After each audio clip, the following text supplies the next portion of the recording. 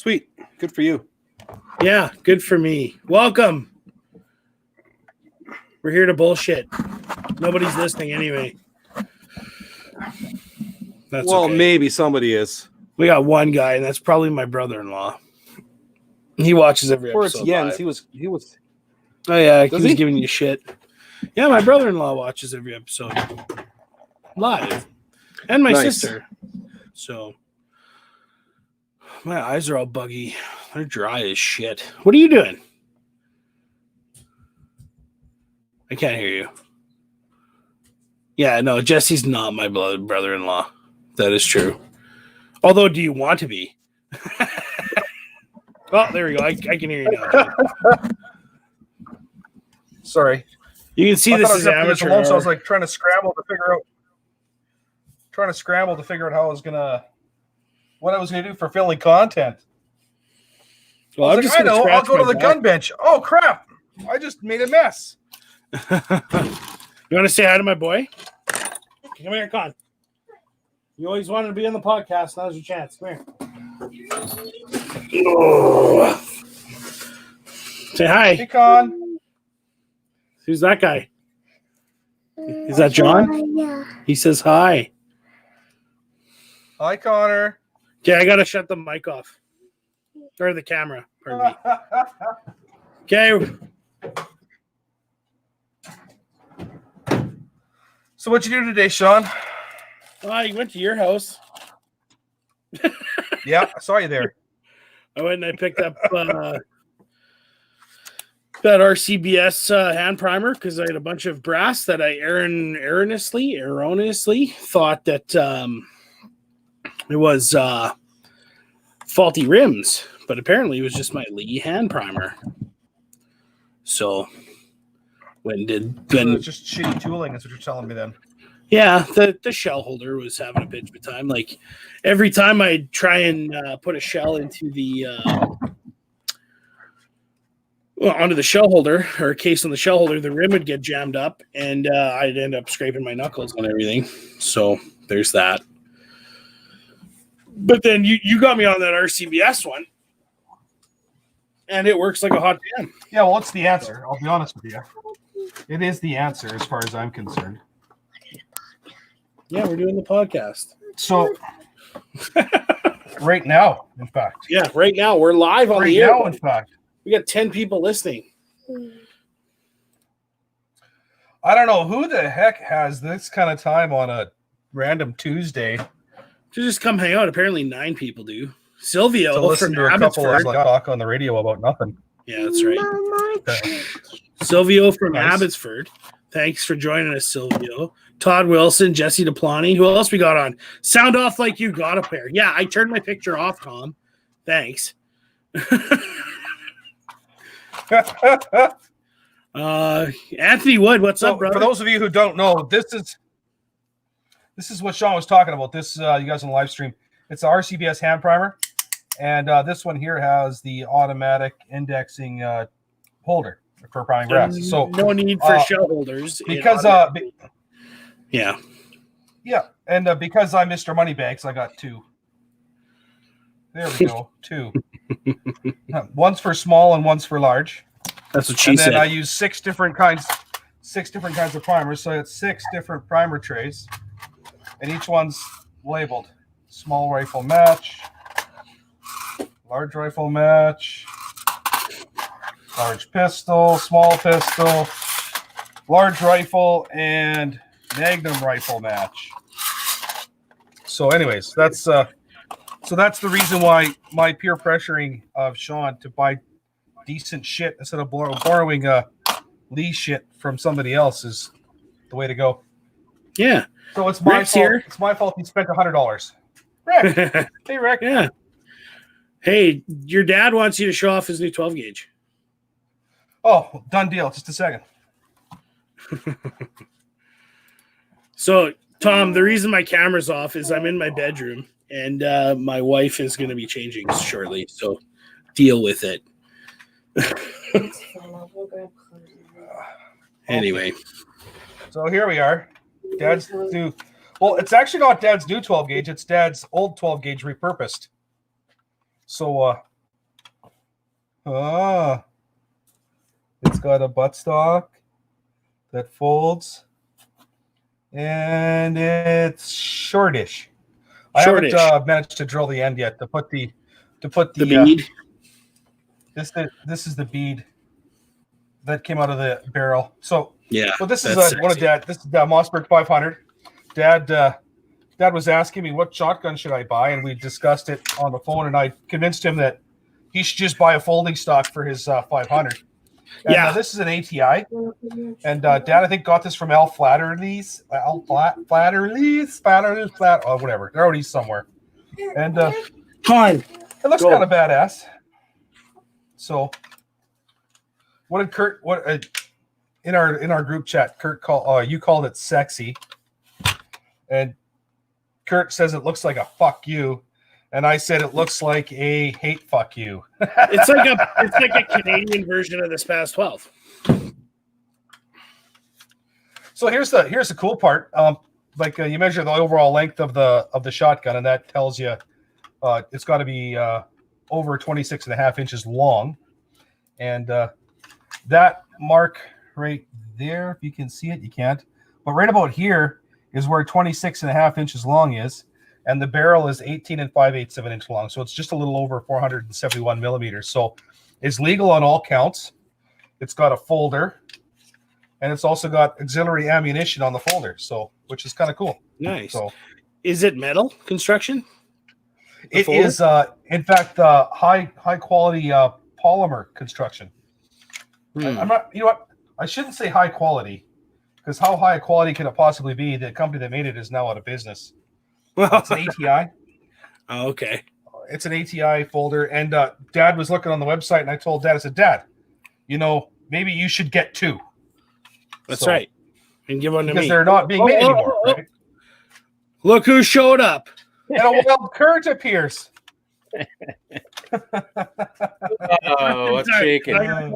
I gotta go put my kid to bed. Sorry, boys. What? Yeah, This is what's Lord. shaking, man. I'll be back. I'm not used to this early crap. This thing.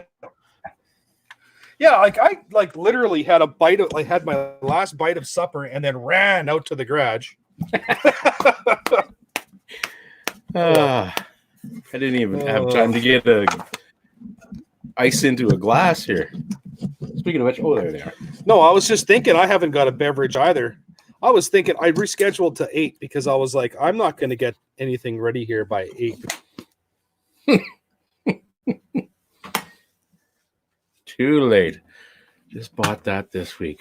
What's Todd talking about? Todd says, I'm looking for a gun for a specific purpose. No. A Pacific porpoise? Is that what he said? Or which is different than what I'm talking about. Come on. I'm just into your fucking dad. with my mic stuff. Never.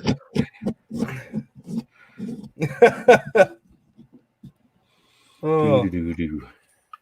so what do you think of this? Todd, Kurt? what are you talking about? Just bought what this week? A 12 gauge? Good Lord. That's a good question for Tom to get back to us. Silvio says, question for John, match primers versus regular primers. Why the difference? Eh, Well, one's more money than the other, so that means it's better, right? right. Every time. No, No? That's not correct? He doesn't even know what we're talking about. He's just Well- the opposition. yeah, that's right. Okay, so- Somebody's gotta be the guiding light on Once this. upon a fucking time- shit show. Once upon a time, I was looking for... Oh, what the heck? Game changer. Yeah, that's right, Todd. Those hand primers are nice. Yeah, That's what he's talking about. I'm looking for a gun for a specific purpose. Do we want to entertain? Yeah, this? we asked them. Oh, did you? Okay. Sure. Just tell us the purpose. But another guy here was asking about why match primers versus regular primers, why the difference. Ooh, My first time I ever bought match primers, they were actually small rifle match. And the reason for that was I was loading for AR and for a bolt gun that I was planning on using for prairie dogs. And I wanted match primers for the one rifle. And it was funny because at the time I could buy federal match primers for cheaper than I could buy CCIs small rifle primers. So I just bought 10,000 small rifle match primers. So, and I just haven't really looked back because the federal primers seem to work just fine in everything, and the match primers seem to work just tickety boo. Now, when it comes to large rifle, I load some large rifle with match primers and some with CCIs. I don't use Winchesters anymore for reasons, but we won't get into that. Why not? But I want the I want the harder cups on the CCIs from the large rifle primers for my semi-autos and stuff like that. I've never really been too concerned about using military primers in my semi-autos. I just use good, solid, heavy-duty construction primers. Like Federals are a little soft. They would work just fine, but I prefer the CCIs or the Winchesters for semi-autos. Winchester had a bad problem here about, 6, 7, maybe 8 years ago, where they had a couple lots of primers where it was you were getting gas cutting out of the corner of the primer where it curved over on the edge. And I've got a couple of rifles with absolutely chewed up bolt faces from those kind of primers. And when I sent an email to Winchester and complained about that, I was basically told to go pound sand. And I know some other guys that made the same call and got their guns refaced, the bolts refaced for free. So, or not for free. I think Winchester kicked up the bill anyway. So that's why I'm swore off Winchester primers now in their entirety. I still have probably 40,000 small pistol and large pistol primers in inventory from that time. Always got to brag, eh? And that's why I haven't replaced them with CCIs yet, because those pistol primers are a much lower pressure, so you're not going to see that same leakage in the corner of the cups. And so even if they are bad, it doesn't really matter. They're not going to leak there. And I use match rifle primers for my Magnum rifles, period, full stop, because all my Magnums are one bolt action. And when I started buying Magnum rifle primers, my first Magnum was a 338 Lapua Magnum. I don't own that anymore, but I still have like 300 pieces of Lapua brass, and I have dies, a bunch of projectiles. So it's like, it wouldn't be that hard for me to start up with it again, but it's just one of those things where the only range I had access to when I bought the 338 was 200 yards. And my first ladder test out of that rifle, all of the groups, when they were 5-round groups at 100, all 5-round groups were under 1.25 inches, and the smallest one was just around 5/8 of an inch or so. This is a Remington 700 and 338 Lapua. And I realized that I wasn't stretching it out far enough in order to do a load test on something like that. So it's an age-old question. If you zero something for 25 yards, how do you verify it's good out further? If you're loading for long range or for shooting out past, say, 400 or 500 yards or further, well, then you don't want to do a 100-yard load test, because it's not going to give you the information you're looking for. Because what you really want is SD, your standard deviation, to be consistent, right? You want to have your velocities consistent. You want to have no vertical stringing. And you do see a little bit of vertical stringing at 100 yards, but you see a lot more of it at 300 or 400 yards than you do at 100. And so that's why I just dropped that shotgun. It's good. It's still good. It's a good thing it's 5-second rule. How'd that high strength polymer time. work out? You know what? It seems no worse than the wear. So it is an ATI. So this is what I did. This is what I did right after work today. So tons of fun. Nice. Yeah, I actually go to work and stuff. Right? Yeah, it's about time. Well, I guess you are out of the house now, aren't you? Apparently, I'm essential. Yeah. Aw, isn't that sweet? Yep. Now that you work for a Crown Corporation or something. Hey, do you want to? Do you want to Kurt, explain you to organized Oscar your what show. the hell is going on? Well, I did. We had to wait for you because you're busy organizing your books. Yeah, so that's my why library. That's my complete library right back there. That looks good. I just noticed that and some coloring books. Yeah.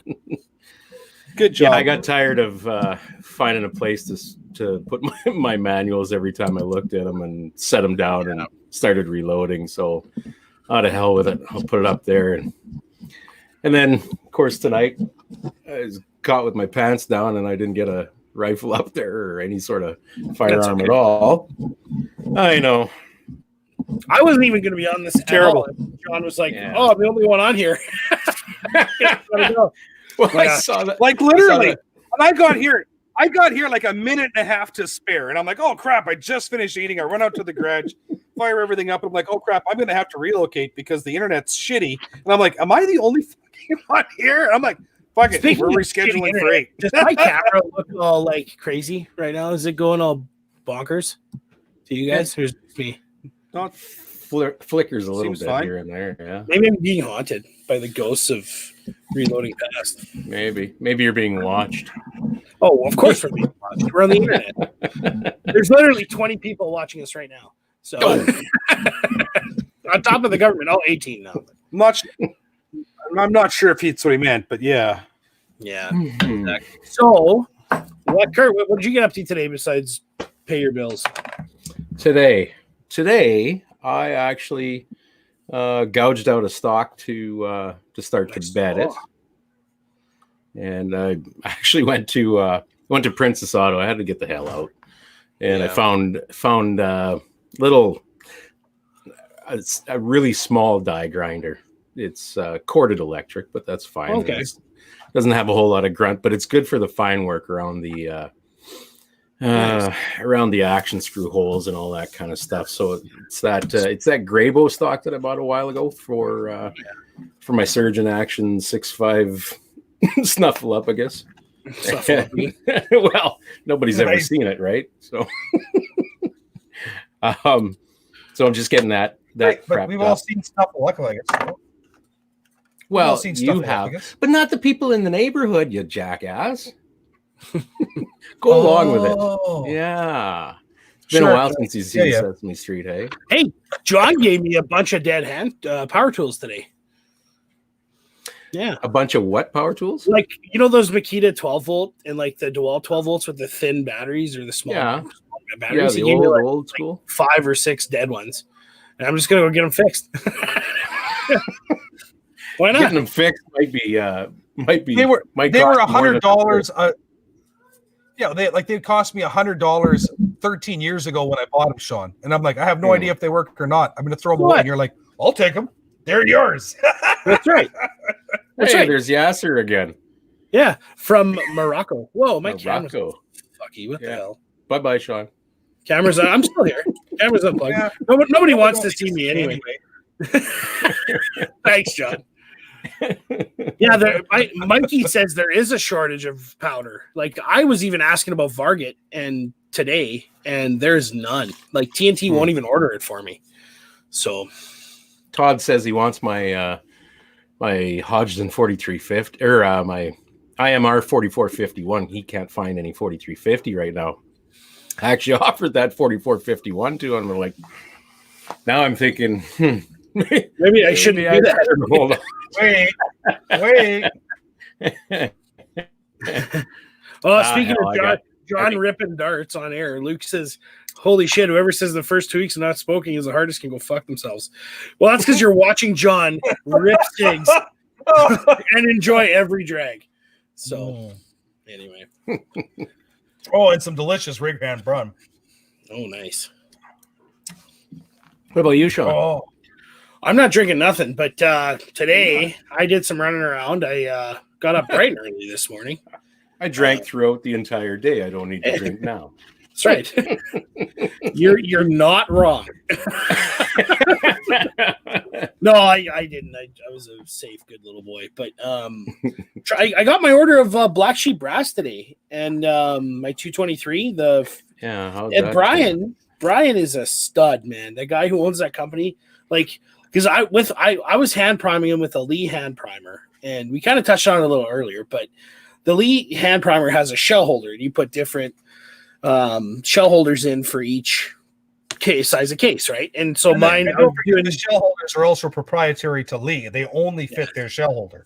Yes, exactly. And it's not a shell holder that you can put in a single stage die. It's just a single stage press or whatever. It's the shell holder that fits in the Lee Auto Prime. So anyway, just another way for them to make money, which is whatever. But so I was using the number 4 shell holder, and I was having a bitch of a time with every single case, slamming it into the shell holder. And so it would take a lot of pressure to get it in there. And then once I got it in, there was a lot of fiddle fucking around, moving it in the hole. That's what she said.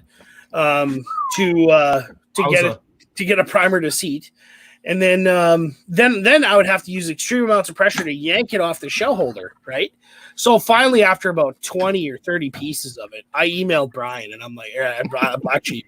I'm like, Brian, dude, what the fuck? Like, this is ridiculous. Like, my knuckles are all beat up from fighting people back in the day, but they're getting even worse. And he's like, use a number 10. No, dude, props to Brian. He called me immediately. Like, there was like 20 seconds. Yeah, like immediately. And he's like, hey, what's going on? Let's walk through this. Because he thought it was a primer pocket issue, which is not, because they're just swage primer pockets. But and there were no crimped pockets either. It was all federal. He gave me all federal stamped FC brass, single shot, one shot brass, right? So whatever. I don't know. They look good. They were, so far they all work good with the RCBS. But anyway, so we tried walking through it. I even showed him a video, and walked him through what I was going through. He's like, yeah, that's not right. Put a micrometer or put a caliper on it and see if it's right. And it's like, yeah, I was 1 or 2 thou off every time for up or down from each case, but for the rim, I mean. But then, so then I'm like, you know what? I'm going to go out and buy a $3-4 shell holder and see if this works. Well, I got there and I'm like, yeah, no, this isn't going to work. And so I picked up one of those RCBS ones. And thank God I did, because my God, it changed my life. It's like I got 500 pieces of 223 brass. I got them done in 20 minutes tonight. Like, just ripping through them. Wow. Yeah. Yeah. Like, it was awesome. And actually seated properly, and like, that's me looking at everyone, making sure it's flush and everything. So, yeah, it worked out really well, and I'm really glad I got that one now. And John gave me a whole pile of components that I needed for 308 too. So I'm going to start on that. And yeah, no, it's been a crazy day too, running around. And Sean asked me if I had any spare 308 bullets, and I'm like, well, that he could I have 3 different partial boxes from estates, and I'm like, well, I'm not using these ones or these ones or these ones or these ones or these ones. I don't have that problem. Tons of fun. Well, apparently now, neither do I now.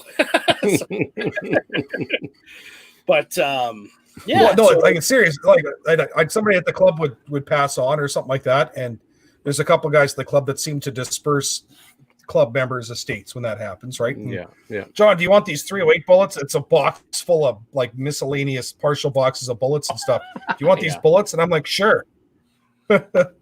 So here, Oscar says, get a Dillon. They could all be almost fully loaded in 20 minutes. Well, funny you say that. So at about 3:30 this afternoon, actually, Kurt, in your parts, there's a shooter up there. I'm not going to name names, but he posted on the Saskatoon Rifle and Revolver Club Facebook that he had a Dillon 550 for sale. Fully decked out for 223, ready to rock. $450. Okay. And I'm like, John, let's get it. Let's split it. I'll split it with you. Let's go. Wait, how much? $450 with dies and the powder throw, shell plate, everything. Ready to rock.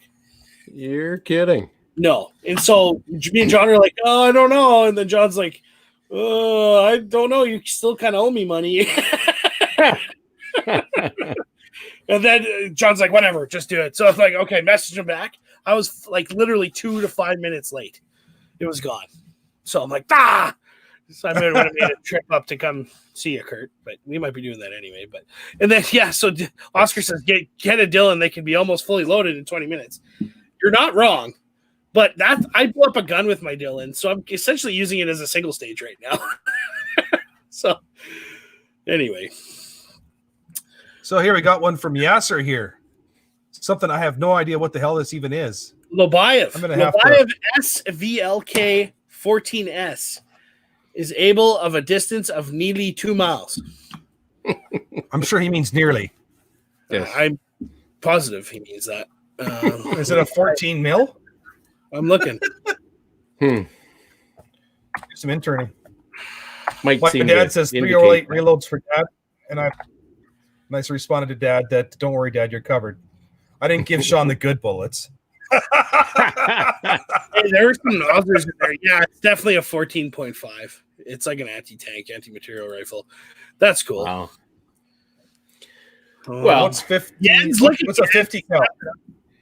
Jens is a boss. I love that guy. Yeah, I'll buy some off Jens. Let's go.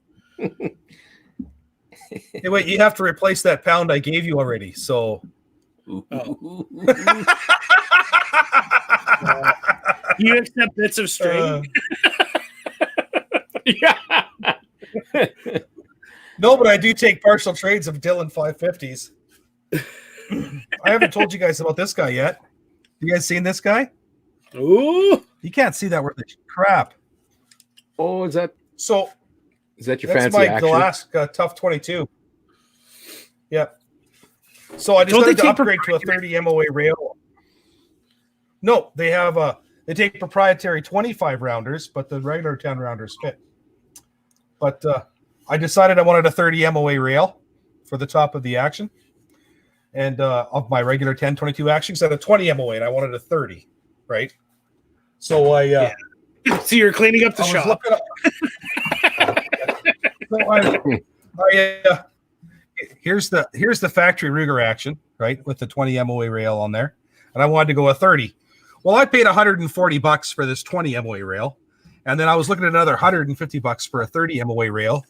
The last receiver was $250 with a 30 MOA rail built into it. So that's the way I went on that one. That's going to be my CRPS gun. Nice. Shout out to Delask Arms. I should get a friggin' discount there now. You should. Is that how you say that? Delask, or is it Delask, or what is Delask. DLS? They're actually isn't he a DLS. or something like that? Say that again, Sean. Isn't he a Czechoslovakian or something? Hmm. I think he is. So The does guy that mean the D is silent or what? No, it's like there's probably some special Czechoslovakian way of pronouncing it. I don't know. Anyway, speaking of Czechoslovakians, Luke, he keeps plugging Denis from Armory DC Gunsmith in Balmoral, and I've got a couple things from him, especially like you guys remember, or Kurt, you wouldn't remember, but remember when I was out there taking the CCFR RSO Master Learning Facilitator course, John, in New Brunswick this last. Yep. Yeah, so we took a stop in there. We took a stop in there. Me and Trevor and Greg Weiss. I think you actually pronounce that, don't you? Because they're French out there. Yeah, Armory DC Gunsmith. Look, I'm giving a cigarette to a baby. but yeah, we actually stopped in. You guys have been drinking all day, haven't you? No, I'm just high on life. That's all it is. I haven't got that excuse. Oh, but like, so Luke keeps plugging this guy every show, and he does do a hell of a job. John, I was actually going to try and hook him up with you to do some Cerakoting or refinishing work, but that's still a little expensive from what we're looking for to ship it out there. So, but well, the shipping's the same. It doesn't matter if it's going East Coast or West Coast. Mine was all going to the West Coast now anyway. So, anyways, go on. No, but check him out, Armory DC Gunsmith. Luke's right. They are a CCFR business member, and Denis is a stellar dude. So, yeah. Good talk. Assholes. I think Luke has to call us assholes at least once an episode. Eh? Well, it is accurate. So He knows us. Yeah. Yeah. Let me see if I can get my camera rolling here. So, you guys got any questions for us, or are you just like making fun of them, or us making fun of you? Let's just sling insults at each other. Everyone. Right. That's right. 408. Yasser's back. It 408 LW40 LW. 10 by Wow. 48, and it costs $30K. Jesus Christ, 10 by 48. That's like tiny.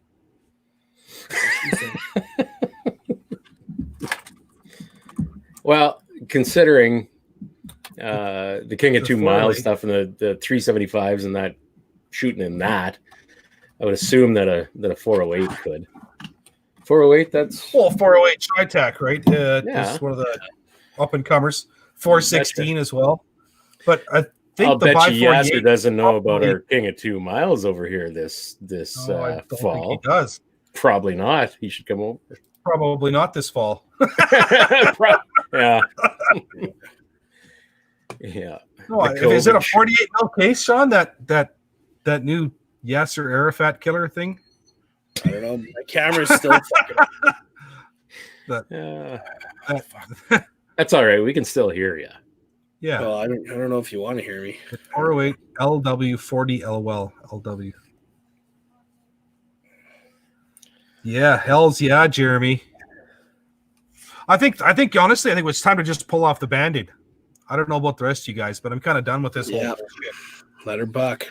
Let's So what let the was people that? who are sick stay home. Sorry, go on. Oh, I was just wondering what that was. I thought I'd seen that it possibly starting next week we're going to get back to work or something. He was saying, is that what he's talking about? Sure. I think so. Well, he wants to Well, plan. the long-term matches. projections.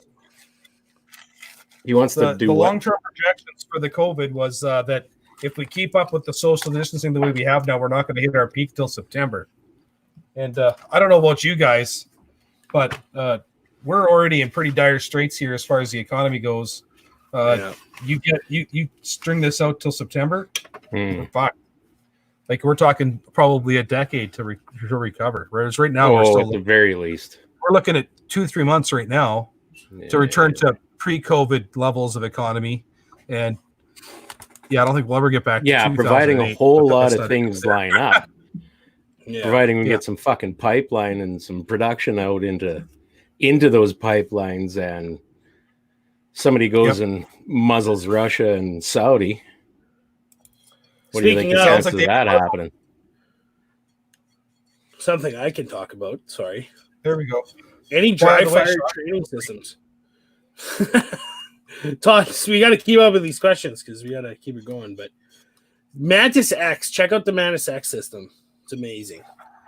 Our friends from the Canadian Patriot Podcast and Ragnarok Tactical sell it. So check it out. It's pretty cool. And what's that? Is that for that's for pistols? Yeah. Okay. Laser-based training system. What's it called, Sean? The Mantis X, like a praying mantis. Mantis X. Mantis X. Last time I checked, it was Mantis about X. 300 to $350. So it might go up now, but it's worth every penny. So There's a couple of rifle systems out there too, isn't there? And I can't remember what the hell they are. well, if you had the money, you could shell out 20 grand and get a full CO2 firing gun that acts like recoil, and it's like those golf simulators.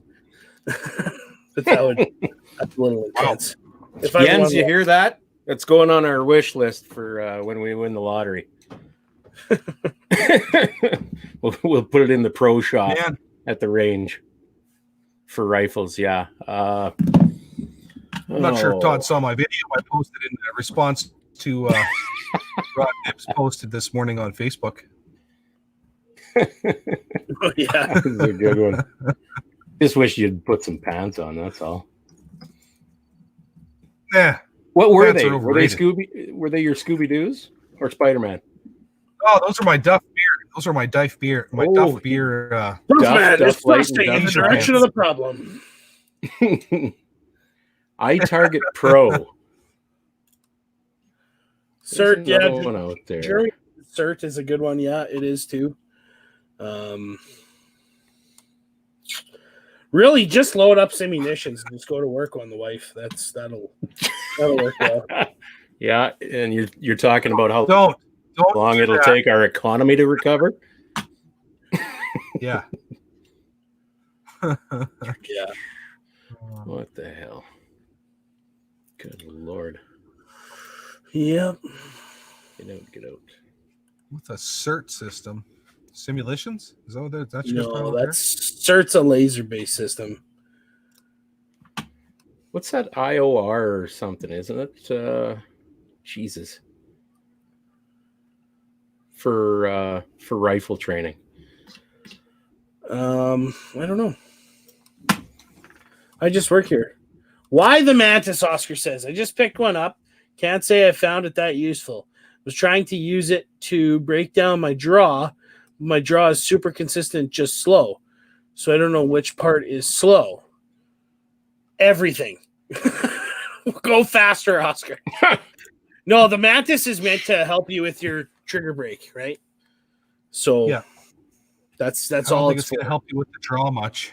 No. There was that one where you shoot at the target and there's a laser in the chamber, Yeah. and when the trigger yeah. breaks, it shoots a laser at the target. So it It was tells like you on laser your light phone, or something, wasn't it? I think Yeah. that and it's Jeremy, tells if you're your phone listening, I think it's CERT. I think it's the CERT one does that, I think. That's I what he think. was talking. That's what he asked us if we'd ever really did the cert. So And I think it's a whole mag, not just like a laser bullet, if that makes sense. So a laser bullet. Bullet. Shark with freaking laser beams. laser beams. Oh, God damn it. I remember reading about it. There's that scat too, but that's more of a hold sort of thing. It puts a laser on the target and it shows you how you're settling into the target. okay. So it's not necessarily Okay. a results. It's an active Oh in wait, the yeah. moment. Sorry. Do.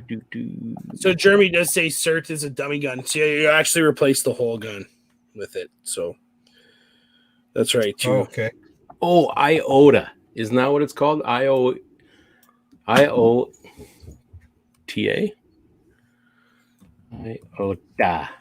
Not one iota. Yep. That's not it. Fuck. Tough to say, man. I don't know. Indoor training system, anyway. Yeah, and I think wasn't there a company in Quebec that was making it? And they'd actually print out these little scenes with it's an actual picture with targets Okay. placed in different spots, and you get this essentially a scope cap with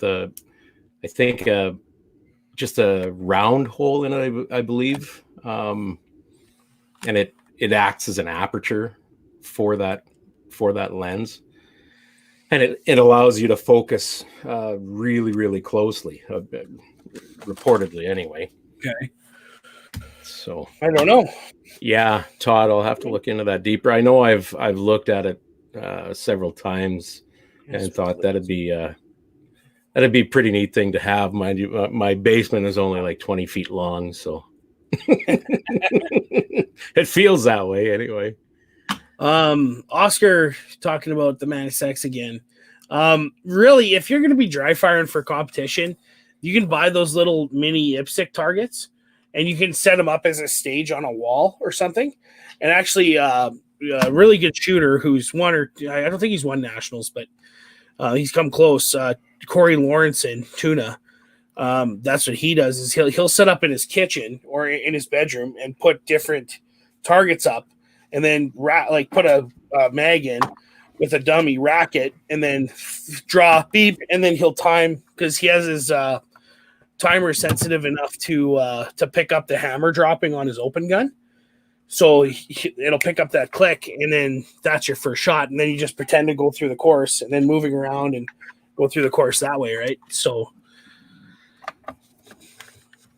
that's a cheap way without spending $300. But I've never seen the draw breakdown component, Oscar. I know you can get an app for it that'll record your draw and show you where you can eliminate some of the movement. Like, say you're starting from the high ready, and it's like beep, then you can go from there or whatever. I don't just coach yourself like a video instant replay system, right? I'm seeing Yeah. here that the Well, other than going to training, is there anything else a guy could do other than dry fire using one of those laser trainers? When it comes to like your draw and stuff, though, you're pretty much looking at going to a trainer, like somebody that's going to give you the feedback you need to break down your draw, right? Or to start practicing with somebody who is better than you, right? So that they can. We just had Earl Green on the show on Saturday. I bet you if you contacted him and you recorded yourself doing your shit, He'll and send it to What? him. He'll break it down and give you feedback for sure. I mean, there might be a bill attached with it, but you'll get it right. I would be surprised if there wasn't something for his time. There was one guy in the States. He would send you, I can't remember what it was, $1,500 or something like that, right? And then you would videotape yourself doing these 10 or 15 different things 10 times each, right? And basically mimicking a course of fire or whatever else. And then you send those videos to him, and then he would then diagnose and tell you exactly what you need to do, how you could shave some time, how you could make your splits better, that kind of stuff. And it was $1,500. And I don't know, there was the stuff I saw, the comments on it were that it wasn't worth the money because the guy basically told you, yeah, everything's good, just be faster, right? Or something like that. It's just not what you pay $1,500 for, right? So I don't want to So come right out and say you suck, but you kind of suck. yeah. Yeah, So I have Ben, this. sorry. Sorry, indoor optical training aid. I'm just looking at a review that 6'5 guys did on it. The IOTA can be ordered by contacting Chuck Neller at chncranes@aol.com. And AOL, Jesus, somebody still use that? Yeah. And check out their website at geocities.com. Yeah. Yeah, kind of cool. IOTA. There's also another one, DFAT, Dry Fire Optical Training Adapter. It doesn't spell DFAT. Anyway, but I can't find any information on it at the moment. Okay, I'm done with it. The DFAT. DFAT. Oh, Steve Anderson, Ben Stoger, pardon me, both have some good dry fire books. Yes, they do. In fact, I used to have one. Oh, what was it called? Oh, How do you write a book, unless it's a small book about dry firing? my big It's a question here is why would Sean get rid of the book? Wes handbook. Stevens has it now, I think. Oh, Or I borrowed it from him. I can't remember. You lent him to him forever? Yeah. Or vice versa. He lent it to me and I give it back. I can't remember. What is Yasser asking there? How about some RPGs? I'm right there with you, buddy. Let's lock and load. We'll set some like 1978. Okay, Yasser, get a hold of us on our Facebook and we'll give you a shipping address. Yeah, that's right. Will we? You must have some connections over there. Too funny. What else is going on here?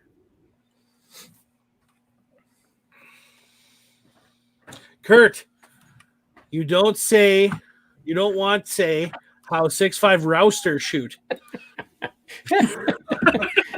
I told him. Orin's a beauty. Orin's a beauty.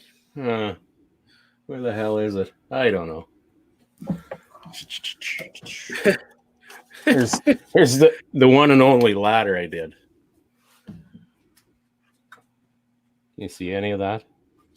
Vaguely. It looks like a white piece of paper with writing on it. It sure does. It seems to have some form of English written on it. It does. It's a secret.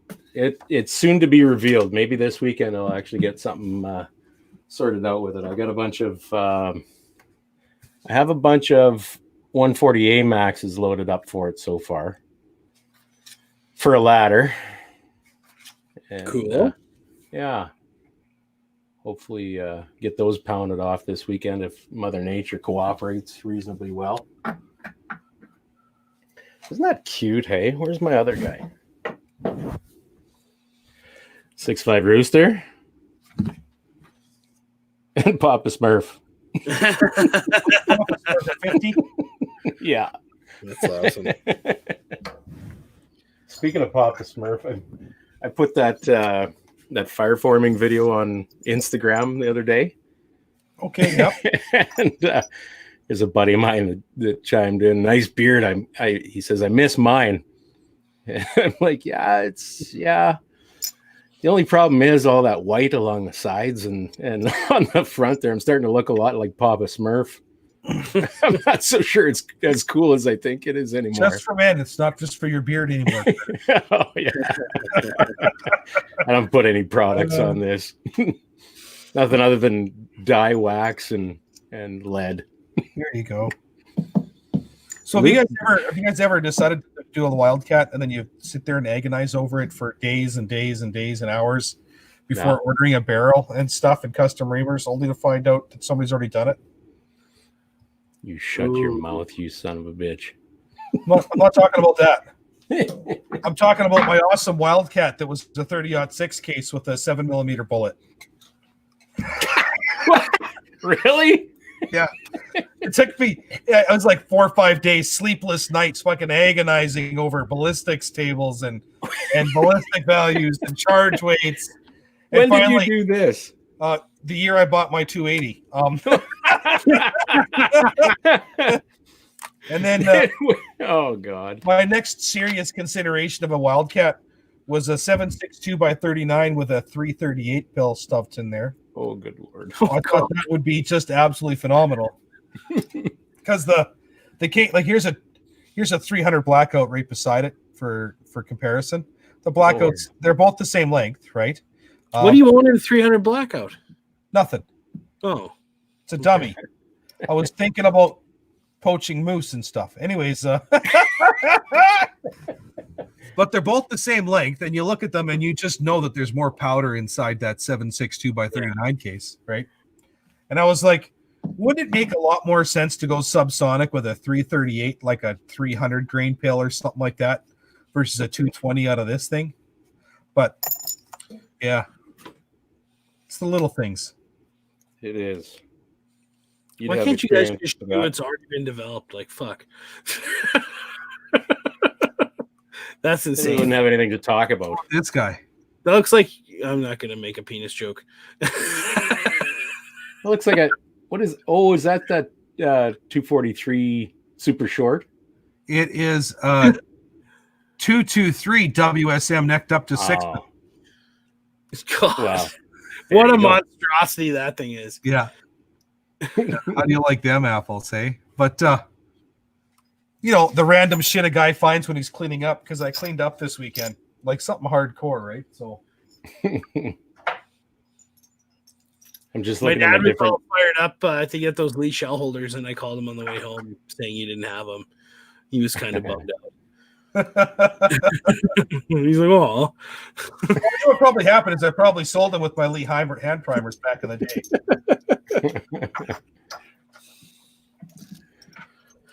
So why don't you take us for a walk around your newly cleaned shop now, John?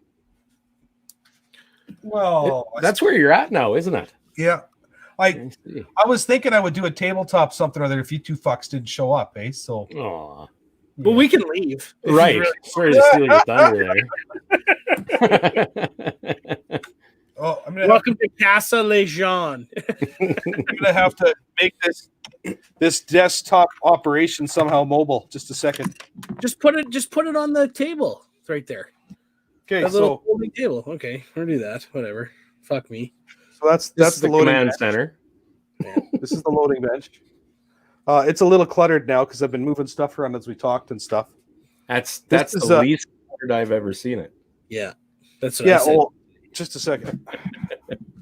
Put the microphone down. Fuck. Why did I listen to you guys? Why did I just? I don't know. stick You words bitch. on It's everything? great. Fuck. Anyways, that's the bench. I had to rebuild my 308 press. This is a Lee 1000 I've set up for 308. I'm not sure if you guys can see that. I'm planning on doing a video on that one of these days. But this is my my storage cabinets. So the green ones up top are where I keep customer rifle builds and stuff like that. The ones at the bottom there where I store my components and stuff. And this is the part that kind of makes me the happiest. Look at the top. That's what everything around here normally looks like. Yeah. But take a look at that drill bit drawer. I'm not sure. I spent Oh, yeah. 9 hours going through my drill bits, and I threw out 30 pounds of drill bits. Yeah. I know. That's what I said. I'm like, go Yeah. sharpen those bitches, man. What are you doing? And Okay, then he's so like, once "Do you- upon a do you time, want when I them?" was And in I'm high like, school, sorry, I got to tell this. He's like, do you want them? You're like, they're in the metal scrap box. You got to fish through them for them all. I'm like, yeah, fuck that. I'm not They're that on top itch. No, when I was in high school shop, I had a shop teacher who taught us one afternoon how to sharpen drill bits, right? Mhm. So we got 5 minutes of instruction. We got some drill bits. We went to the bench grinder. We sharpened the drill bits, and then we tried to drill holes and shit in an hour, right? Yeah. And the drill bit I sharpened was probably sharper before I started than when I finished. And it drilled holes in like soft spruce, not bad, but it wouldn't touch metal, right? So that is my one and only experience sharpening drill bits. So I've given up on it, right? So you're saying if Kurt builds a house out of this is Play-Doh, you'll drill through it. Yeah. So You just leave the this is actually sharpening all to Kurt's me. fault. Yeah. I called Kurt and I said, Kurt, so is there any point in buying a tool to sharpen drill bits, or should I just buy fucking new bits? And he goes, John, buy new bits. And I'm like, Well, you know Done. why? Because it was, I think it was at least a couple of years ago now. I said, John, learn to sharpen a drill. That didn't work. So I said, John, just buy new drills. well, it's funny. Here's the other funny part. Today I went shopping at the local tool supply place I go and I buy all my machine tools and stuff at. So what I did was I already had the index. It was $15 cheaper to buy the bits than it was to buy the bits in an index, right? So I've got two of these little quarter, one the piece, whatever, to all these ones, right? I got two of these and I got my full size set that I keep by the lathe. And I was doing a project a little while ago here and I wound up buggering up like 13 drill bits. Anyways, so it was time to replace them. So Cobalt. I go there and I got 16th to quarter 3 times, and I got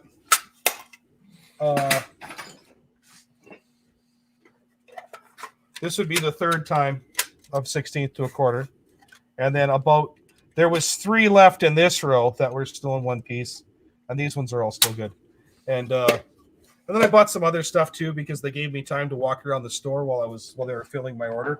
While you're licking everything.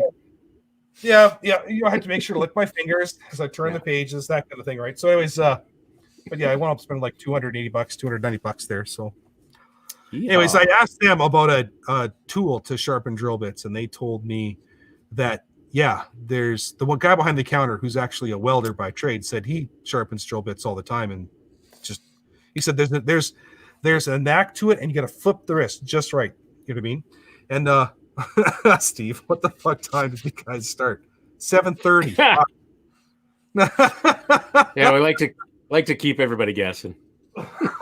And he told me that if you haven't got that knack, that way of just twisting your wrist just right to get the curl and the sharpen the bits just right, you're done. You're never going to get it right. He said there's a couple tools. He said there's a couple tools you can buy that will do it. You just got to put it in, and then you just hit it at a grinder at a certain level. You change this, you got the different angles, all that kind of stuff. He said takes the guesswork out of it. He says, but the one that you're probably going to be happy with is the $600 one. So, and I was like, what? And I said, how much am I spending on drill bits here? And he goes, why don't you guess? I said, $250. And he goes, yeah, you're pretty close. He said, I said, yeah, and I'll be good for 20 years now, because the last time I bought, well, other than the big index. You're saying that now. Yeah. I know for a fact I'll be buying more bits in a month, but here's the thing. Oh, wait, there's more. Yeah, I knew that was coming. So this is the drill bit, one of the drill bits I use the most often. And I burn these out, doesn't matter how good they are, although it has to be a damn good drill bit to do the job. The cheap ones won't even touch it, and I'll explain that to you in a second here. 1364s? I believe so. Oh, look at that. I can't even see it, and I'm there. See this right here on the side of the action? Can you guys see that? Yeah. That's the connector lock. This is a Chinese action on an M14, right? Well, a GI connector lock pin is exactly the same size as the hole in the receiver in the Chinese action. So you have to make either the hole a little bit bigger, or you have to turn down the GI connector lock. So it's easier to drill the hole with a good bit. And one of these bits will do about 4 or 5 holes before it's toast. So, That's what she said. but I got extras of those. Why don't you get a Anyways. carbide? Carbide, or at the very least, a Carbide cobalt? bits are like $300 a piece. No, A what? that's small though, Sean. The cobalt drill Um, bits from Lowe's? Is that what you're talking about? No. No, the actual material cobalt, not the brand, you dip. Oh, I didn't even think of that. Fuck. Didn't even cross my Not mind. cobalt with a K, cobalt with a C. That's an element of the earth. No, if you're gonna Well, sharpen them, technically, they're all elements of the earth. you know, technically, but no, if you're gonna sharpen bits, high speed steel is the way to go. If you're not, get whatever the fuck you want because you're just gonna burn them out anyway. But like I used to sell carbide bits at Fastenal, and when I was in Moose Jaw, when I was the general manager there, and like a 1/4 inch bit was like $150, $200, but they'd last Yeah. forever and your grandkids' lifetime. You know what size though, and they've come down a long ways too. I'm certain. it depends. It was, yeah, I'm gonna say a 1/4 inch, all the way up to half for sure. Really. In an index, yeah. Steve says get a carbide end mill. I think a slot drill would Get a mill, be John. better. But yeah, that's You the want to know problem. something? The first time I bought a carbide mill myself, like a mill, my milling bit, I bought a carbide one because fuck it, I'm gonna cry once here, right? Yeah. That bit lasted about 35 seconds. Did you lubricate it? There's always lubrication on that kind of stuff. I don't I've stick seen stuff you in a hole. lube a lot of shit. 9.5 times out of 10, it's the setup. Yeah. Well, anyways, what I did was I set it up just the way. Well, Anyways, let's be clear. I'm milling on a lathe, so let's just get that out of the way. Yeah. Right then. Anyways, I may have crashed my tool a little bit, or something to that effect. Anyways, Thanks for. Now you know the rest of the story. Yeah. But I also bought a high-speed steel one at the same time, and that cutter is still going strong. So yeah, Keegan, because those are end mills, not drill bits. There's a difference. Right. It says you but get that's- 1/4 inch carbide end mills for about $25. But yeah. Hey, backing up a little bit, Todd had actually a good topic here. Where is it? why don't you scroll up and click on it? How do you guys feel about auto powder dispensers? Well, you know what? I had one. I witnessed something I didn't think I was going to witness. Jens has Like that one? oh, what if it's is it that FX 1000 scale and trickler and all that kind of stuff? Real fancy shit. Oh, the and- $1,200 model. Yes. Frank uses one. He thinks it's awesome. Well, so does Jens, and I don't know that I have any data whatsoever to dispute that after what I'd seen. Well- But you know what? He's got I believe it's an RCBS dispenser, and damned if that thing didn't throw charges like super extremely close, because that he transfers the pan over to that fancy scale. Plus, he's got the auto trickler, and man, I'm telling you. Yeah. None of those charges were very far off. It's because of that. And I have good luck with my old hobo setup here, just my Hornady beam scale. But, like I did some work to it. I polished the contact edges and all that kind of stuff and keep it clean and shit. And you know what? There's no question I do, at the very least, reasonably well with it. So for Kerry's rifle, that's 6XC that EM Precision sent us, I was just going to do that. And then I thought, well, maybe I better go over to Jens's place. This thing maybe deserves a little bit better than my typical, like I say, hobo load development. Yeah. So, But still. yeah. I know. I went the RCBS powder dispenser combo, electronic scale powder dispenser, and I like it. I like it a lot. I do find every once in a while when it gets to the close to where the load is, it starts slowing down and just kind of gives a little junk to get the last kernel or two. Sometimes more than one kernel falls and you wind up overweight. If you bump the bench at all, it's underweight because it bounced up to that weight. I really like mine. It seems to work just fine for the kind of shooting I do, especially. Like I'm not the one guy I know personally, other than Jens, who has the big fancy one, his was like $1,200, and it is accurate to 0.002 of a grain, and it's an auto dispenser. But he shoots F class, and he's gone to the Worlds a couple times. Or like is it 002 or is it 02? Because 0.02 kernel, really? Yeah, and he said quite often what he's doing is he'll actually set it for like a little bit less so that he can start adding his half kernels, or he's gone to shortcut powders, and he says it's amazing how much of a difference it makes on your SDs. He said he's down in single digits now on all his F-class rifles. They're all single digit SDs. So, hey boys, I gotta roll. I gotta go put the kid to bed, so I'll let you guys go. Talk to you tomorrow, probably. See you, Sean. See you later. Bye, guys. You know, I had a conversation with a buddy of mine just the other day, and he was asking me a few questions, and he threw something at me that threw me for a complete loop. He's how do I want to say this? Like a junior reloader. He's done it for a while, but he hasn't really advanced too much. So hasn't spent a whole bunch of money on it. He's spent money in the right places, I guess, but he doesn't have a trickler. He doesn't have a thrower, I don't think. And his scale, he's got one of those little electronic scales. I don't imagine a Lyman. I'm not sure what he makes one. JMac 20 is a fabulous little scale like that. Oh, is that right? Okay. It's the size of a pack of cigarettes kind of thing, right? Yeah. I'm not sure which one it is, but he says that he puts the case on the scale, tears out the scale, and then dumps his powder in and measures his powder that way. I'm like, really? What the fuck? You can't do that. How do you account for case weight and like the volume of it? You tear it out, right? Well, I know, but it took me a little while to get onto it. My brain just flipped immediately. Like, nobody does that. Wait, wrong. That's wrong. You're right. Exactly right. Drop everything now. I'll be over in 20 minutes.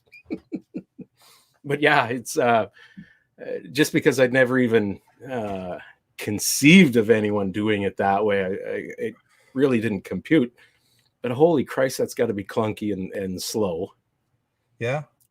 But then he said, well, the way you're doing it makes it sound clunky and slow. I'm like, okay, we'll have a load off sometime then. Well, and it's funny because I used to work on a beam scale, an RCBS beam scale. It's actually an Olhaus scale, older scale. Yeah. And I didn't have a trickler, like a trickler. I had a plastic spoon in a plastic dish, and I would sit there and I would scoop powder into the tray, and I'd wait until it got to where it was supposed to be, and then I'd take the spoon in my hand and I just tap the side of the spoon to get a kernel or two to drop in, or a 243 case or something. Exactly, right? Or one of my classic 45 Colt cases cut shorter with a piece of wire soldered into it as a dipper. Oh, right? Yeah, I've seen that. Yeah. And I went from that to this Chargemaster Pro, and I'll be honest with you, it is so much nicer because I can now sit there. I'm not like when I'm loading, I'm doing this task for 3 seconds, and then I'm waiting for 10 or 15 seconds or 20 seconds. Yeah. So I have time to look in case mouths, to do this, to do that. I'll show you guys here what's going on behind me right here, right now. But this is my 308 press. It's a Lee 1000 I've retrofitted for 308. So I'll put a case in, roll it back, right? I'll put a case in here, and then I'll go like that. Auto indexes over, back up again. This pops up. This is my powder funnel thing that I designed for this thing. It'll pop up about this high off the top of the deck. I'm not sure if you can see that. What is that? A couple of inches?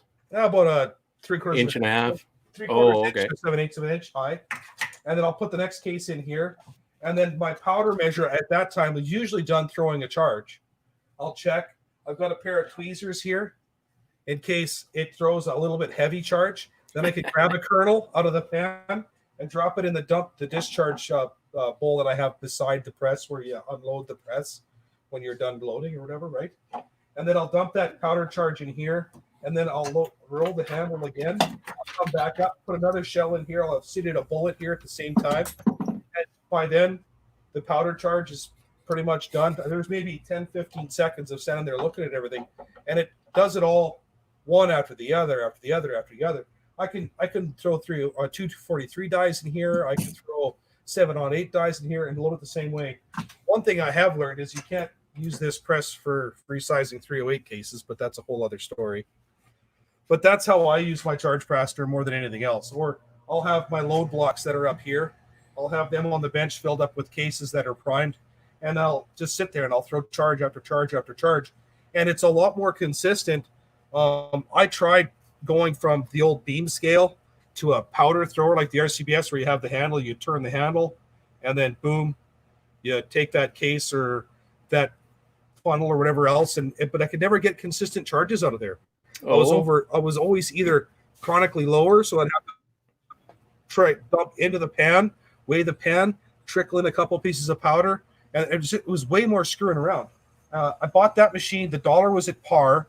Natchez Shooting Supplies in the States had them on sale on Boxing Day for $149, and it was the best $150 I've spent of anything I've spent in my bench. $150 for that thing was a smoking deal. So that's why I have it. If it was $450, I probably still wouldn't have one.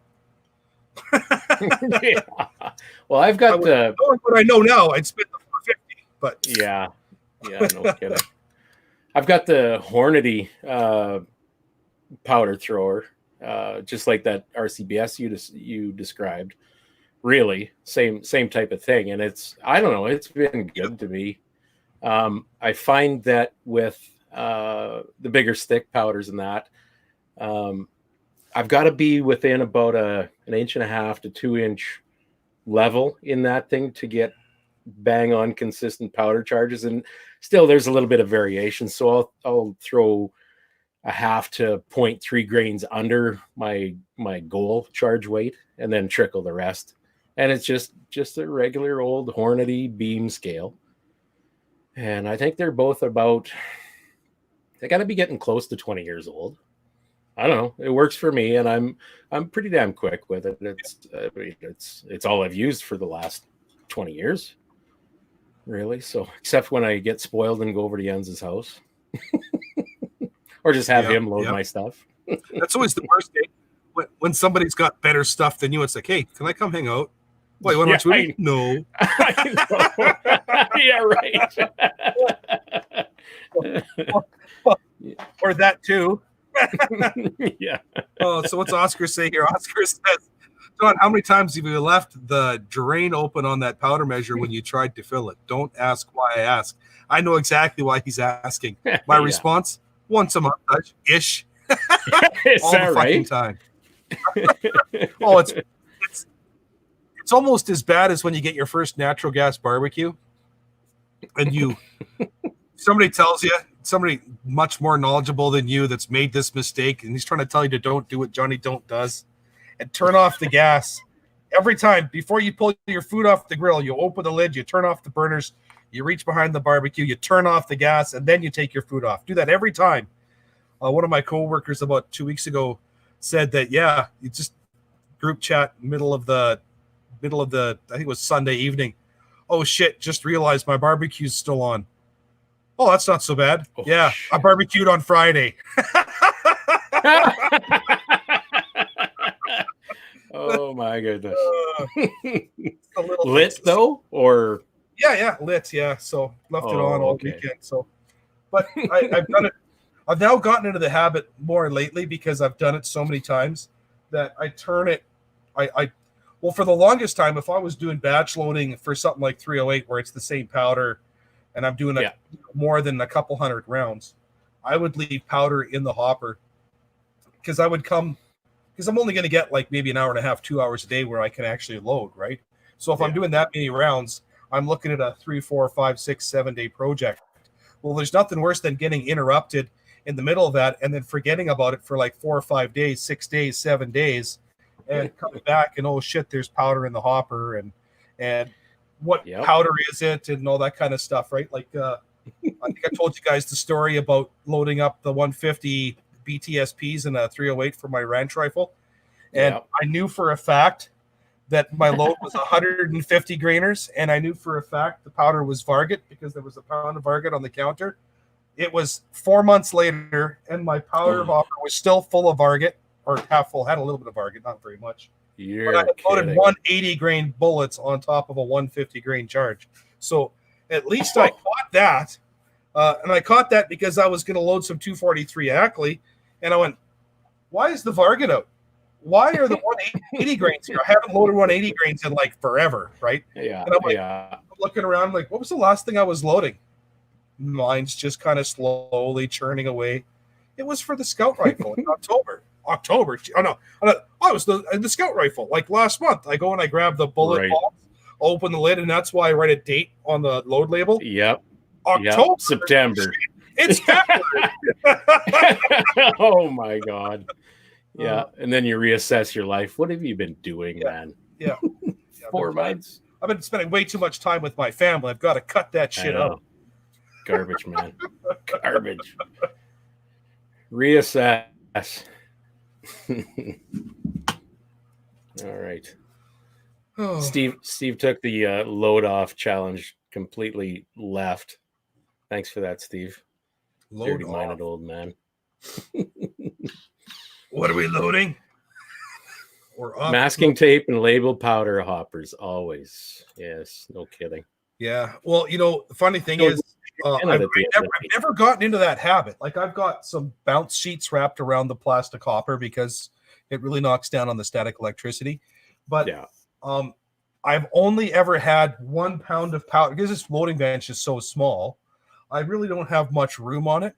So unless that and whatever's in the hopper, the bottle is on the bench right beside the powder measure. So whatever's in the hopper is sitting on the bench. And if I'm changing powders for a different caliber or whatever else like that, and I'm doing another thing, I've tried to get into the habit now of dumping out that hopper every single time I'm done loading for the day.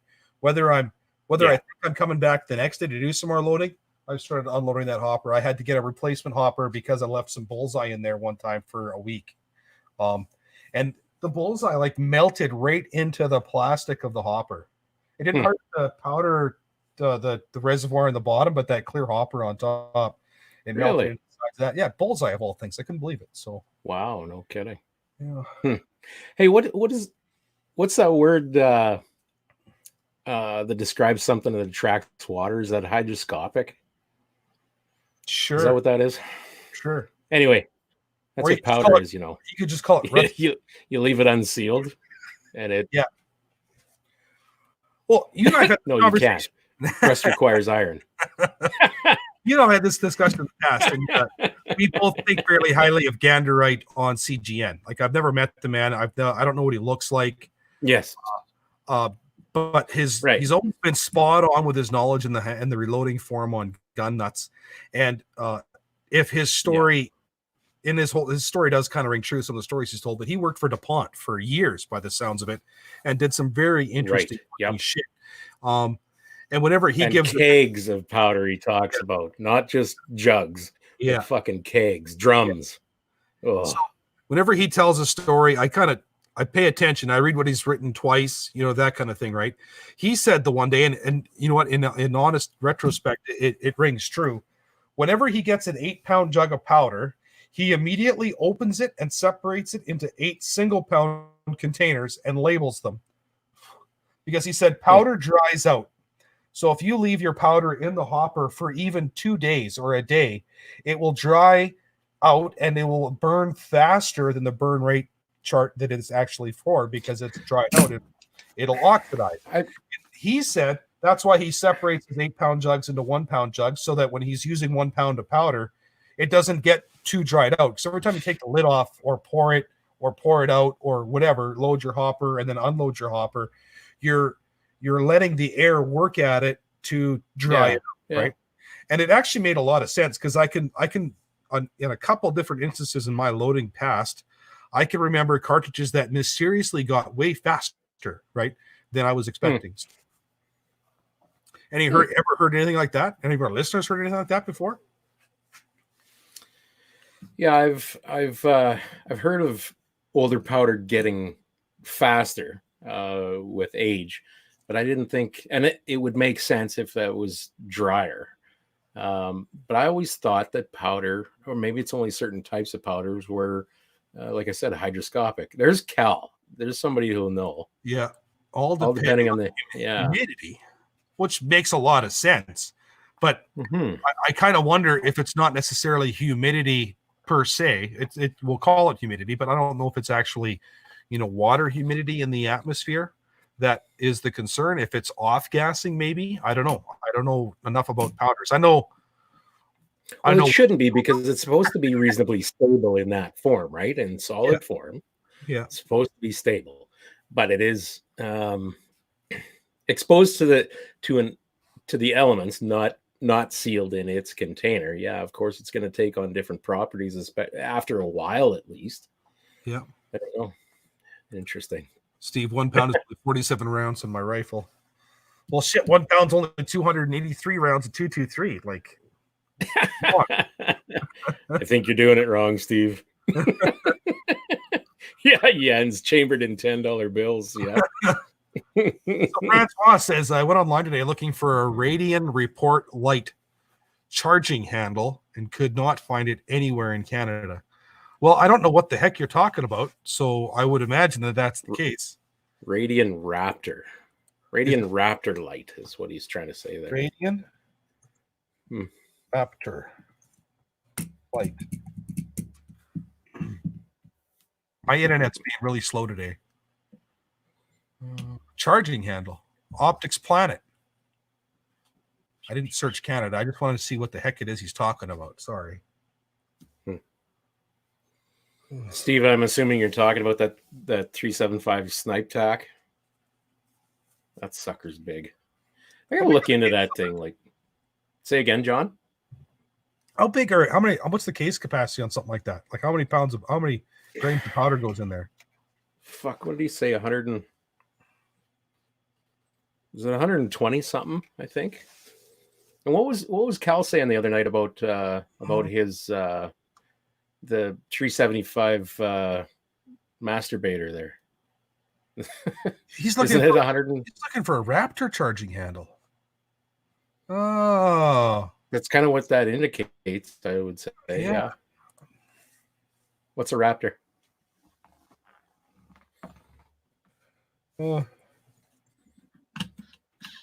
Looking. I missed an A?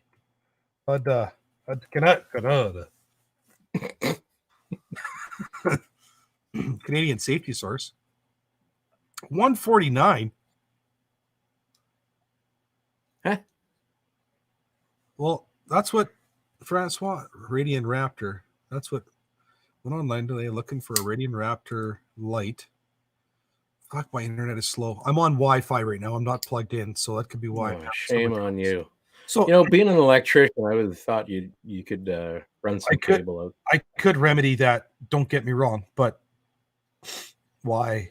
I know how to remedy it, to be honest with you, and that would be to. We got a new Roku box for the TV on the main floor, and it runs on Wi-Fi. And since we got it, our Wi-Fi in the house sucks because that set-top box just sucks all the Wi-Fi. So, Radian Raptor ambidextrous charging handle red. He's looking for an LT though. Oh, it's only 110. Let's see. Here he's saying $64. Where? It's Canadian safety source. Just a second. I'm not sure if you can use this or not. I'm going to copy it and paste it in the chat. But it's in stock. It's $101. Okay, you going to answer my question? What the hell is a Raptor? Oh, it's a charging handle for an AR-15. Oh, okay. But it's got the fancy doohickeys on both sides. It's pretty crazy. What did Rob have going there? Bison Ballistics. Bison Ballistics? Oh, it was a Bison Research, sorry. It was kind of like a 1911. No, it was like the back of a Glock slide. Oh, okay. To charge it, right? Because their idea is that the guys they're training are police officers who have a pistol and are trained to, when they put a fresh mag in, to slingshot the slide to. Yep. At least that's what he was saying, right? So, Yeah, which makes some sense actually. So their thought was, why don't we give them same charging device on the back of their carbines so that it works the same way, because they're already used to doing that to charge their Right. magazine, like charge. But do you remember what he called it though? I can't remember. It's up in Extreme Range Outfitters shop there too. Oh, they've got one. Shut the fuck up, Siri. I can't make a phone call with your iPad. I don't give a shit. Turn that bitch off. You tramp. Go to sleep. Cal did a whole right up here. Powder is Powder- like a sponge and will dry or pull humidity out of the air. You can stabilize it by laying it out on a sheet for a few hours and letting the whole lot stabilize to room humidity. Bottle up and keep it sealed. Some dry it out at an extremely low temp in the oven. I wouldn't recommend it, as you do not. I find no need to dry anything out. kidding. Well, you'd think that as supplied from the manufacturer in a sealed container, at least in that state, is the way it's meant to be used. So drying it out in an oven, unless Christ Almighty, unless you left it out in a high humidity room for 24 hours or something like that, you wouldn't think that'd be required. And then how do you control that?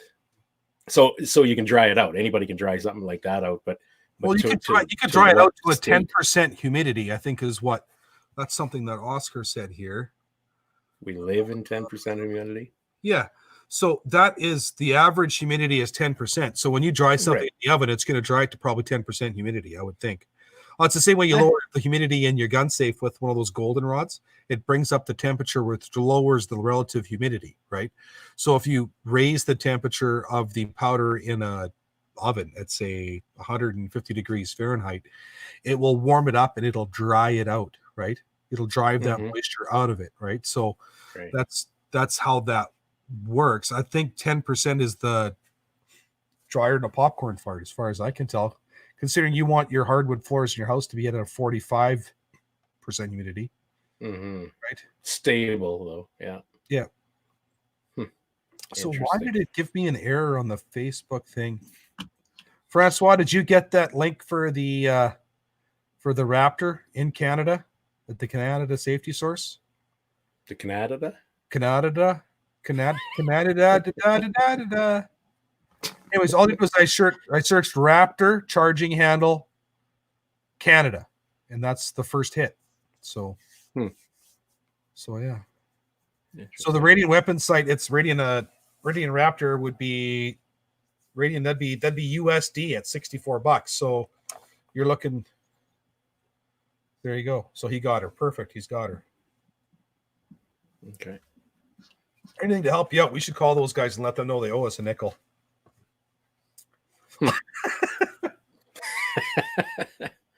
Calvin, ever wonder why lot numbers can vary? Humidity is a big player of it. I wouldn't doubt it. You'd think they'd get that chemistry pretty damn close to each other, but I'll bet you it is that humidity difference between lots that really makes it vary. Varget and 4350 are supposed to be big culprits of that type of stuff. I believe I've read. I don't know. I've never had too much trouble, but I guess maybe just shooting steel. I'm not shooting for score or anything, or shooting out to 6 fucking miles like some guys. You know, there's an old guy, Steve says, if you dry it out, how do you maintain consistency over different bottles? And that's an excellent Absolutely. question. Yeah. But one thing I do know is there's a older fella, call him Doug, at the club, and he used to shoot bench rest, right? All good guys are named Doug. Yeah. So Isn't that right, Miles? anyways, Doug is one of those crotchety old bastards on the line, but the fucker is on the line, the firing line every bloody day. He big into bench rest. He loves that 20 tactical. I'm not sure why, but he just loves that thing. But when he buys powder in 24 pounds at a shot. And so Bless him. He'll buy 2 different kinds of powder, and he'll buy 3 8-pounders of each, right? And he'll take him and his wife's absolutely saint of a woman. He'll take a standard double bed sheet, a flat sheet, put it in the middle of the living room floor. He'll dump 1 8-pound count of one kind of powder and an 8-pound can of the other kind of powder, and him and his wife will spend the next 10 minutes mixing that like, you know, rolling that sheet one way and then the other and one way and the other to mix up those two powders fairly well. And then he fills them back up into the jug, and then he calls them Doug, right? Because that's his recipe. Sounds like a nice little Saturday right there.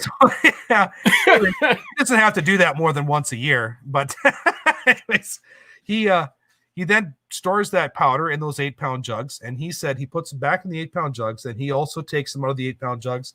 And when he's going to load some ammo, because he's loading 20 tactical, right? So you're going to get like 300, 400 rounds out of a pound, right? So that's like a couple weeks shooting, right? So it's bench rest, not ARs running and gunning, right?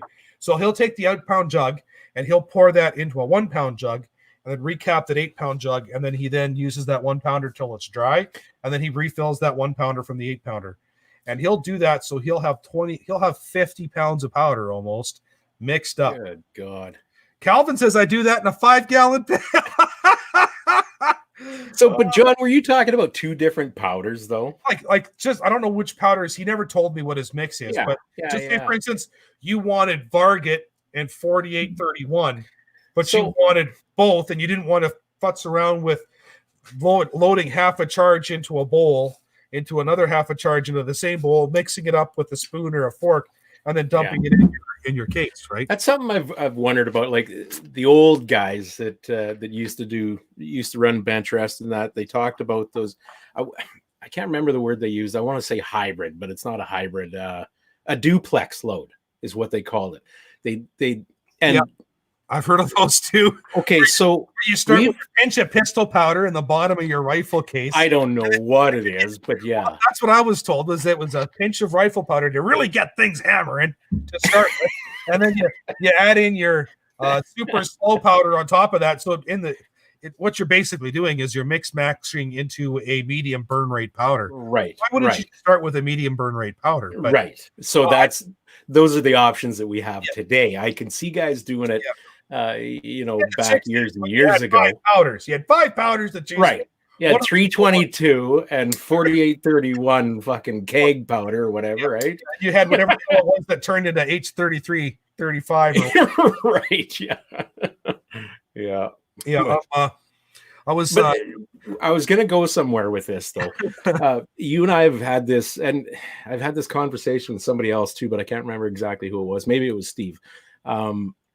Talking about burn characteristics as opposed to burn rate. So heat of explosion or heat of burn, whatever you want to say, plus duration of burn. Yeah. Like the duration is mostly what we kind of relate to as burn rate. Right. That duration, but there's also, and I have an article in a magazine or a book somewhere where I recall reading about burn characteristics different than burn rate. Okay. And I wish I could remember where the hell I had that. It might be in one of your books for sure. But maybe that's what those guys are going for with the.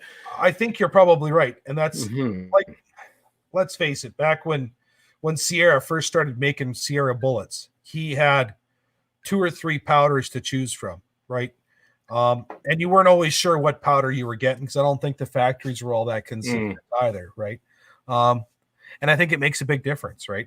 There we go. Black powder guys use a duplex, a few grains of pistol powder to light the black better. Not legal in most powder competitions. It's black powder cartridge, not for muzzle loaders. Obviously. I could see that, getting that stuff to start. There's a guy I know that shoots a lot of trap, and you never want to shoot his hand loads because he's a firm believer in 2 grains of this, 2 grains of that, 2 grains of that. Volume grains? Yeah, with the dipper, right? No kidding. Not a charge bar on the loading press. Well, I dare say he's also the same guy who's a big fan of number 2 and number 4 shot mixed together. Oh, nice. Well, that guy plus some of those old bench resters that I was just referring to, they're the same guys way back in the day that were putting moonshine in their fucking 396s too. That's true. Yeah. Yeah. They're the reason, those guys are the reason we have things like NASCAR and That's right. seatbelts. That's right. Yeah. And obscure laws. Yeah. Oh my goodness. That's too funny.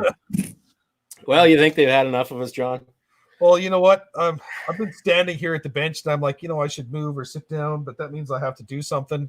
I don't know. Like, this was supposed to be a short, quick 30 minutes, remember? Is that what it was? Sean, I don't know. This Sean, was so well planned by you yeah, guys. damn you, Sean Hindman. He's Yeah. the one who said, let's do a stream today. Right. And then he I don't- skins out. Yeah, and I'm like, sure. And I'm thinking like 9:30, right? And he's Yeah. like, so I'm scheduling it. How does 2 sound? Fuck no. Oh, right. Yeah. Yeah. I work. God damn it. I have Yeah. this thing called the JOB, son. Anyways, And we'd So, have 2 listeners. yeah. And I said, anytime after 7:30, I can make it. And as it turned out, because I decided to do this for my dad today after work, I Uh-huh. didn't have I got a little excited for my old man. Anyways, So I guess to finish things off for me, not that I really like advocating for the big box stores or anything, but these guys right now oh, at Cabela's, $60. really? $60. That's not bad. Yeah, that's pretty good. And they tout these as perfect for smaller heads and youth. So I figured Nancy and the kids when they come out shooting. And they've also got another model on for $89, down from $129 this week. So Same ones in camo though, Kurt, that you got there. Okay. Walker's also makes child-sized. By the yeah, way. they do. Yeah, right. And I got these blue Just ones. the passive ones, hey? I think they're still good to 85 dB, or sorry, Mhm. 95 dB, not 100, not 105. Well, I But- think their reduction is they're 21. all around 22, 23 decibel reduction, hey? These are 21s. These are Okay. the boys. They also come in pink for the Yeah. little ladies that like them as well. What else do I got? I have a set of pink that I bought for Vicky, my daughter, and I Nice. was actually forced to wear them on what the heck was it? Friday. I took Nancy's Day? son out. Hey, Anti-bullying day. anti-bullying day, yeah. Wear pink. Breast cancer awareness. Yeah, exactly. Yeah. Oh, good on you for taking the young fellow out. Yeah. How old's that guy anyway? It's like- 19. oh, well, he's not that young, but he should know better. No. Yeah. He should know better than what? 19 and he doesn't know how to shoot. Is that what's going on there? Well, yeah, you got to understand these are city folks. So it's my job to indoctrinate. I suppose. They are good, Yeah. but they get brittle and break in the cold. Which is that? Oh, is that right? Talk about your Game Pros. I really like. I got a set of Howard lights, and I really like them. But they also don't. They aren't as good as they could be out of the box. You end up having to get a gel cups for them, Right. all that kind of crap. So I read some reviews, and those Howard lights weren't as good as I thought they were. As I thought they were. well, apparently there was Amazon.ca and Amazon.com for a while were only Mhm. stocking the knockoff ones, and they sucked. And a lot of reviews got done on the Howard lights with those knockoffs. So Oh, is that right? Yeah. the Yet ones I you go got were to still- Ackland's, Yeah. and the fucking things are $250. but you can buy them for $150 from a reputable shop, Yeah, okay. 175. Yeah. You're looking at another $35-40 for the gel cups. One thing I've noticed with mine Yeah. is I always double plug with them. Yeah. I can always turn up the volume, and that'll penetrate through the Right. earplugs enough that I can hear. But when I'm shooting, I tend to have this one cup right up just a little bit Mhm. when I'm cheeked into the stock. I think unfortunately when you get cheeks this chubby, when you get into a chalk to get stock to get your cheek weld going, it doesn't just disappear. It has to go somewhere, and unfortunately it goes here. So Kelvin says Peltors, and I've got a set of them. I've heard really good thing about those ones too. They're kind of pricey though, aren't they? No, The some of them Peltor now are very reasonable. They're Here, actually I've- they have some really good reviews. I've got those guys. The Peltor Tactical. Yeah. Tactical 6.5. Oh, of course, And it's they're okay. something or other. Yeah, right. Hey, and they're nice and they're nice and narrow, nice and Yeah. slim, and I don't have that problem with them lifting on the cheek rest. Your cups are upside down.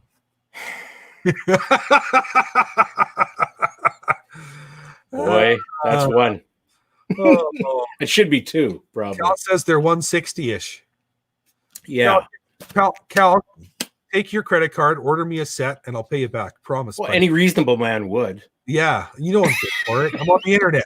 I'm obviously trustworthy. What's to he hell, saying?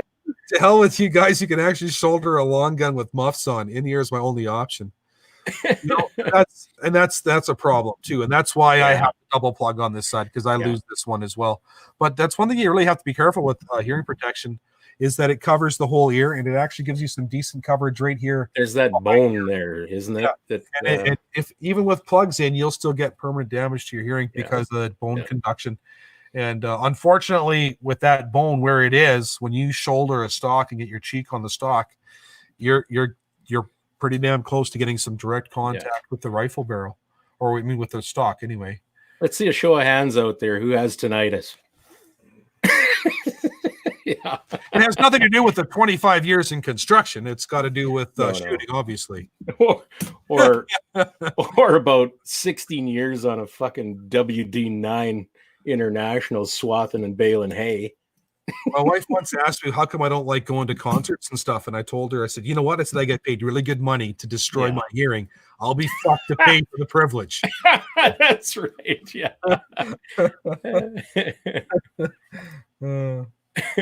I broke my bolt. Yeah. Well, you know what, I Cal? wouldn't doubt it. I'll let For the that 375 screamer. 375.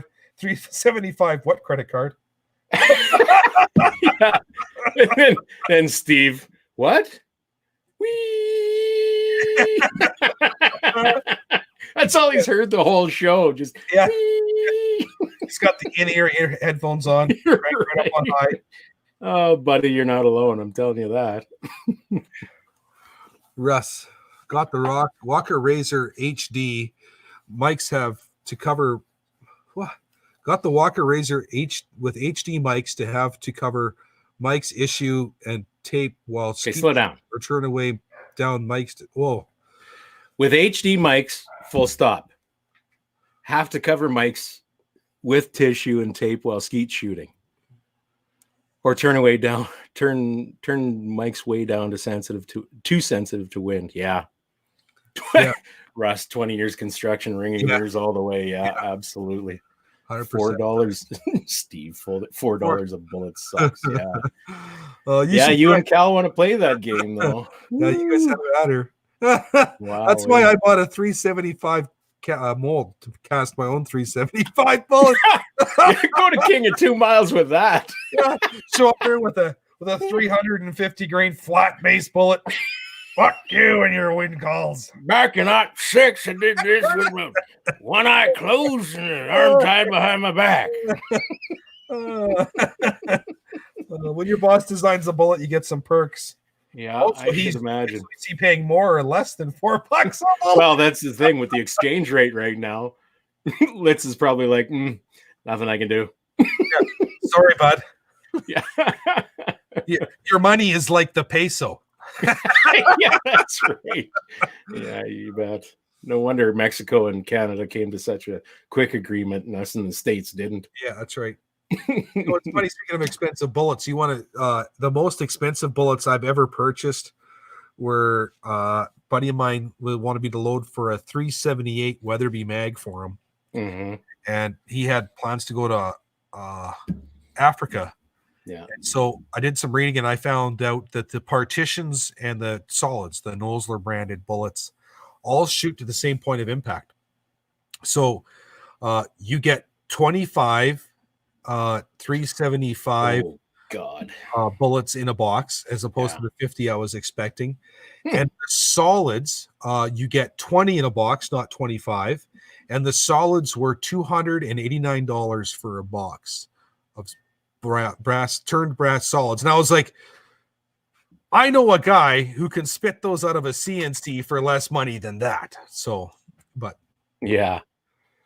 it's expensive bullets. Those were some expensive. Well, it's what, 25? That's just about $10 a pill, right? So That's team perks.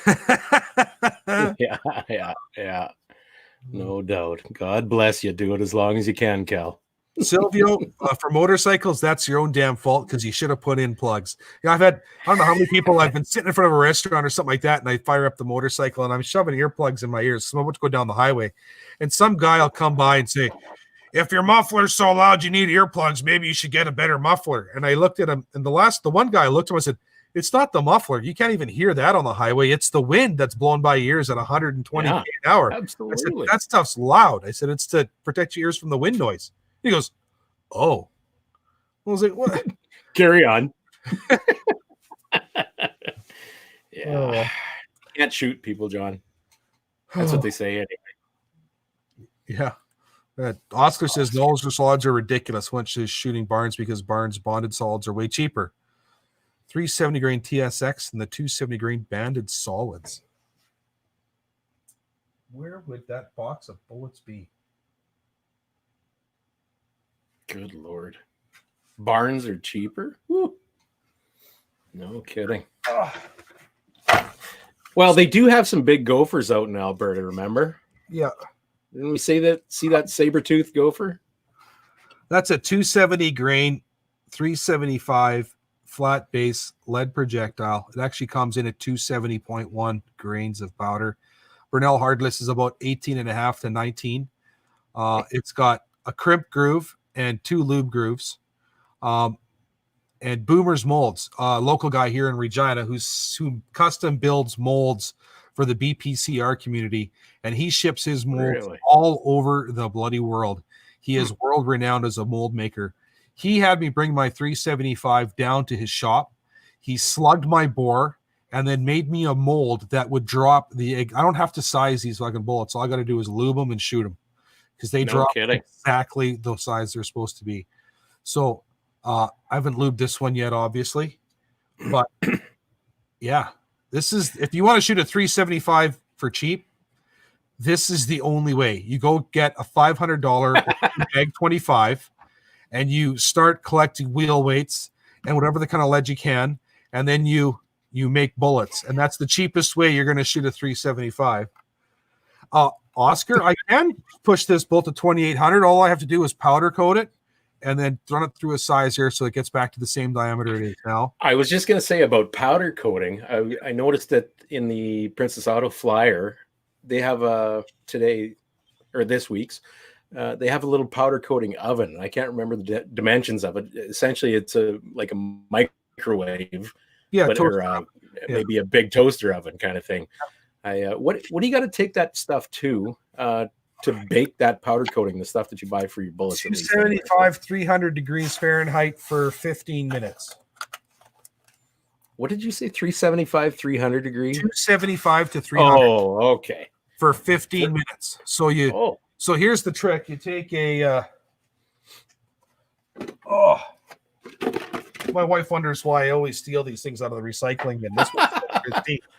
So you take about, obviously you put on some nitrile gloves or something like that because you don't want to be freaking crazy. Sorry, you asked for it, you get it. So yeah. You take some bullets, like like bullets. We've seen bullets. Yeah. In there, a little bit of powder on the top. You have to do that so close to the mic, you jackass. Sorry. You then take the bullets out of the bin, and you get a piece of parchment paper on the tray that comes with the dollar store toaster oven that you bought from Sally Ann. Uh-oh.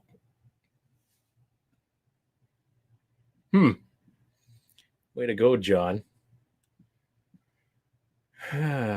All right. You know what? I'm going to close it down. Thanks everybody for coming on. Oh, maybe John's coming back. Jesus. I grabbed the mouse out of the way and I clicked the button. You know what? I think that was karma. That was an indication. Nobody wants to hear about your fucking powder coating shit. And did parchment paper, bake, done. And then resize. Run it through the sizer. Did you Not the see what Luber Calvin sizer, said? sizer. $3.75 for cheap. You get receipts from hookers too, don't you? Well, if I'm gonna write them off, Calvin, yeah. Remember, it's a relaxation massage. It's not a hooker. Okay, I think this has gone on long enough. Yeah, I think so too. Party An hour on, and Wayne. 45. Jesus Christ. I know. Electricians. Yeah. Yep. Yeah. I ain't so good with the electrical stuff. Don't be making me strip your wires. Play with our wires all day. It's Okay. great. All right. Saturday? Unless Sean decides to do one by himself on Thursday, because fuck that dude. Yeah, that's right. He'll be doing it by himself. Saturday, Trigger Tech draw. Yeah. We might be late on Saturday, maybe. Late like what? Late from usual or later from now? I don't know. All right, have a good one, Steve. Silvio, see you later. Calvin says we should talk. We should talk, Calvin. Yeah, we We should. should yeah. talk way more than we do. I love you, man. No homo. We'll have him on again. Well, maybe a little bit, but you know Actually, you know what? We should have him, Miles, and Rob on it all at the same what I time. mean. Oh, geez, could you You imagine? wouldn't have to do any talking at all. No, we just have to sit back and just throw them like pepperoni sticks and beers from time Well, to time. That sounds like a range visit to me. A summer event out Yeah. of the Rooster Rifle Ranch. So, you know, there's two frames of thought there. Either you're there, like it's one of those inside jokes, right? Either you get it or you don't, right? Or do we videotape it for posterity and then just have to burn the videotape anyway because of all the shady shit? no, you never burn anything like that, John. You never know when you need an ace in the hole. Ah, that's right. That's right. Wait, I'm the one who's going to get bribed here, aren't I? Maybe. Uh, All right, thanks everybody. for sticking with us. This long, guys. Thanks a lot. Yeah, Oh, yeah. shout out to EM Precision Rifles for sponsoring the show. You guys are awesome. Shout out to me because I'm awesome at M14 Medic Firearms. Shout out to Kurt at Rooster's Ranch for being awesome. We're not going to mention Sean or any of those other guys. Yeah, he's not here. Fuck him. He can't claim his Yeah, prize. that's right. That's right. Remember, guys, Trigger Tech on Saturday. And that's the next. I call this meeting to close. The next meeting will be at Saturday, unless specially called by somebody. Here, here. Keep your stick on the ice, fellas.